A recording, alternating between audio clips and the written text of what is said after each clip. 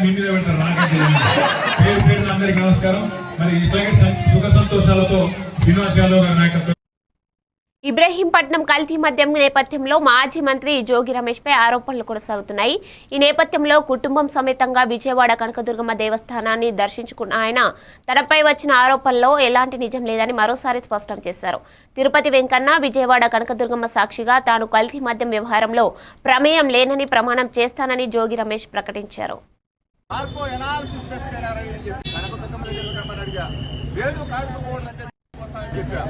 లేదు అంటే live detector test ready అని చెప్పేసా, లేదు అంటే నార్కో ఎనాలిసిస్ టెస్ట్ రెడీ అని చెప్పేసా. ఈరోజు దేనికి కూడా స్పందన లేని ఈ ముఖ్యమంత్రి కొడుకు మీరు చూశారు. వీళ్ళే కాదు, ఈ శాఖ మంత్రి వచ్చిన, ఏది ఎక్సైజ్ శాఖ మంత్రి వచ్చిన, సిట్ అధికారులు వచ్చిన ప్రమాణం చేయడానికి జోగి రమేష్ ఎప్పుడైనా సిద్ధంగా ఉన్నాడు అని చెప్పేసి అమ్మవారి సాక్షి. ఏ తప్పు చేయని జోగి రమేష్ని ఇంతలో పాటు చేశారు. మీరే వచ్చి అమ్మవారి సాక్షిగా జోగి రమేష్ మీద మేము తప్పుడు మాటలు మాట్లాడామని చెప్పమని చెప్పేసి మీడియా మిత్రుల సాక్షిగా అడుగుతా ఉన్నా.